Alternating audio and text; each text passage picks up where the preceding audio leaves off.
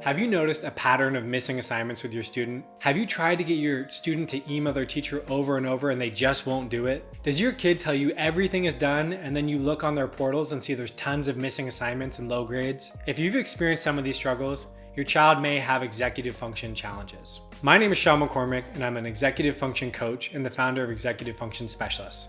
And my channel is focused on helping you develop better organization, time management, and communication skills.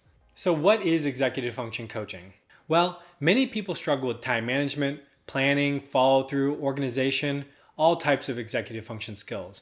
And what executive function coaching does is helps you develop improved processes so you can reach your goals. What makes executive function coaching unique, unlike tutoring or other forms of coaching, is that it's helping the student or person develop improved habits. It's not doing it for them. It's guiding and walking them through a process so that they can enable themselves to do it on their own. Some things you might see in executive function coaching could include plotting out deadlines, emailing teachers, setting 12-week goals or year-long goals, creating a calendar event, or learning how to use Google Calendar.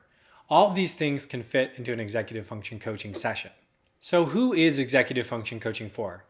Anyone can benefit from an organization coach. Even the most organized person in the world can probably learn a thing or two from a coach. Many times students start in elementary school and only have 1 or 2 teachers that they're working with. Then they have to make the leap into middle school where they might be working with 6 or 7 different teachers in different classrooms. This can put a lot of demand on the executive function system and be overwhelming for many students. And again, it's a huge leap to go to high school or college. So managing these transitions are times that can be very difficult for students with executive function challenges.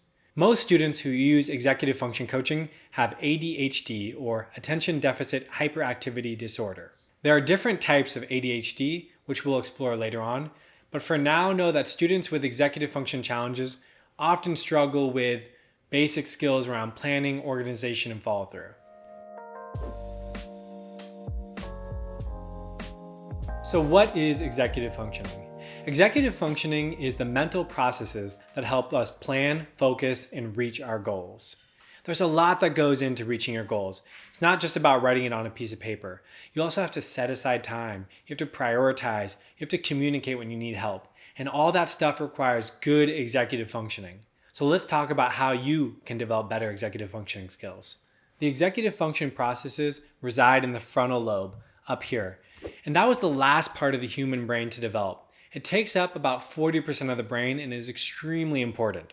The frontal lobe is responsible for a lot, including language acquisition, being social, inhibition or impulse control, motivation, all types of things. So taking care of it, developing it, and enhancing it is a big deal. So if you're wondering what an easy way to remember what executive function skills are, I like to use the acronym POSITIVE. POSITIVE stands for planning, organization, self-management, initiation of tasks, time management, inhibition, visualizing outcomes, and evaluating priorities.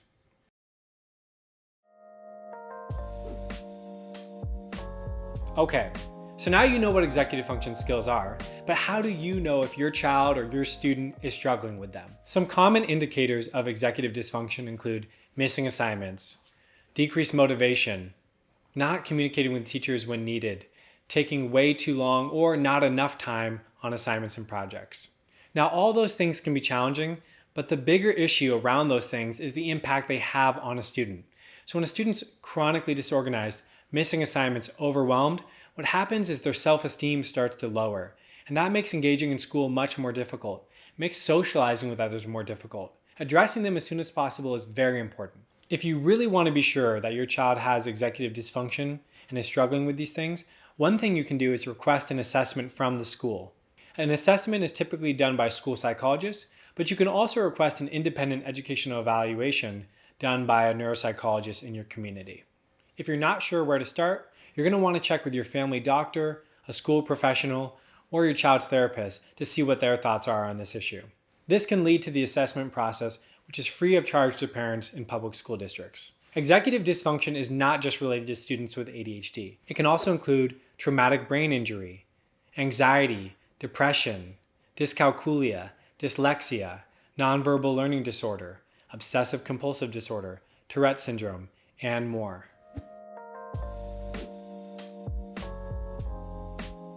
We've made it. What is executive function coaching? Executive function coaching is a designed alliance between a coach and a student, helping them reach their goals. It's a relationship. It's not about just telling the student what to do or the student just getting information from a tutor. This is about building a supportive relationship that helps a student or professional reach their goals. So the first thing an executive function coach is going to do when they start working with your family and your student is they're going to want to take baseline data. Baseline data allows them to evaluate where you're starting from. This can include how many missing assignments your student has, what their current grades are, what their self-rated abilities on different areas of executive function skills are.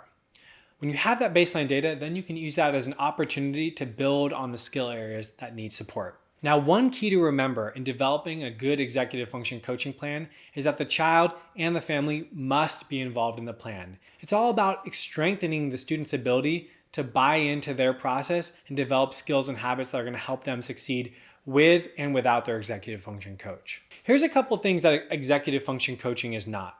1, it is not just traditional tutoring focused on one subject. 2, it's not just enforcing a student to do their homework, pushing them along, serving as a proxy for the parents' wishes. Another thing to remember about executive function coaching is that it's not focused on just one subject, but on the big picture of school, including extracurriculars. A good executive function coach is going to help the student learn how to manage their school assignments, their extracurriculars, and maybe even plot in time to be social or do the things they enjoy. It's all about balance. Ultimately, the goal is to help a student develop better self-management skills so the executive function coach is not needed anymore. Here are some factors you're going to want to consider when finding the right coach for your family. Does the location of the coach matter for you? Do you want your coach to work in the home or outside of the home? Working in person can be very helpful for younger students who need executive function coaching. If your child is a senior in high school and is planning on transitioning to college, it may be better to have an online coach who can work with them when they transition to college. Does the gender of the coach matter? What type of personality are you seeking in a coach? Someone more upbeat or someone a little more laid back? Are there factors that the coach must be able to account for, such as special education, dyslexia, or traumatic brain injury? Are you looking for a coach with specific expertise in areas like transitioning to college or transitioning to employment? Do you want group coaching or individual coaching? What is your budget for coaching? And lastly, remember, while you may know exactly what you want in a coach, keep yourself open to options. You might be surprised by how helpful someone could be that you weren't expecting. So how do you teach executive functioning skills? I'm going to break down some of the key strategies I use when coaching students. One strategy is motivational interviewing, also known as solution-focused questioning. In this strategy, you ask questions rather than telling someone what to do to help them come to their own conclusions and thus strengthen their executive decision-making skills. For example, instead of saying, "You need to do your math homework next," you might say, "What do you think is the next priority for you to work on today?" Another strategy is teaching the externalizations of reminders, to-dos, and goals. So instead of keeping them all up in your brain, just by writing them down in a planner, on Google Tasks, on a whiteboard, it can really help students remember what they're focusing on and also prioritize from that list of tasks. Teaching students self-advocacy skills is another strategy that's very helpful. I like to use the method PING. PING stands for start with a pleasant introduction, I, inquire, N, negotiate what you need, and G, end with gratitude. This method works great for students who need a more clear template or example of how to reach out to their teachers. Reverse engineering is when you teach a student how to set a goal and then plot out the different steps it will take to help them reach that goal and define enough chunks to where they can start it within that session's work. Framing things in the context of a client's interests or preferences rather than telling them what you like is another way to help engage them in the coaching process. Facilitating family team meetings so students can hear feedback from their parents in a safe setting where they're getting support from their executive function coach. Instructing students in how to self-monitor their goals through data collection and review of that data. And last but not least, celebrating the micro wins.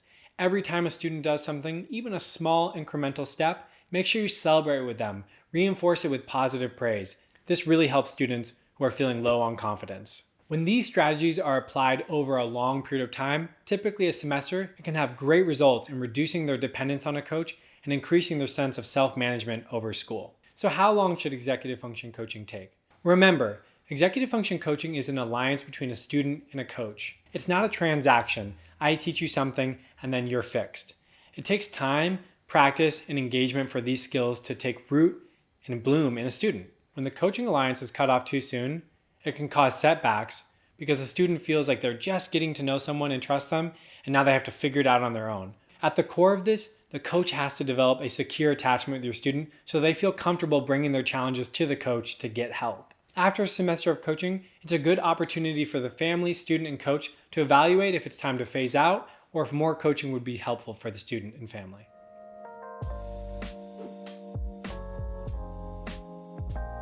So why is executive function coaching important? Well, there's been a lot of studies that show executive function skills are some of the most important things to develop. One of the best studies is the work by Dr. Adele Diamond. What Dr. Adele Diamond found was executive function skill development is more important and a better predictor of school success than entry-level reading or math scores. Furthermore, across other peer-reviewed studies, executive function skills predict both math and reading competence throughout the school years. But that's not it. Executive function skills have a wide range of impacts on life outcomes and quality of life, including marital outcomes, job success, and mental health issues. Another study that indicates why executive function skills are so important is the work of John Hattie. In a study that spanned 25 years, John Hattie reviewed 108,000 studies that involved over 300 million students worldwide. Yes, I said 300 million. And what John Hattie found was the 256 factors that most impacted student achievement. Each of these factors was given an effect size, and the effect size indicated how much growth a student could expect to gain in 1 year's period. An effect size of 0.4 represents 1 year's worth of growth for a student. At the top of John Hattie's list was teacher estimates of achievement, which had an effect size of over 1.6, meaning that would allow for 4 years of growth if there's a teacher who could really estimate what activities a student should be working on in order to move forward in their learning process. But at the very bottom of those 256 studies, can you guess what it was? ADHD. ADHD had a negative effect size of 0.9, meaning a student with ADHD can expect to be more than 2 years behind their peers in learning outcomes. Now, what is ADHD? But something also known as executive dysfunction. So this is why learning executive function skills are so important for students globally.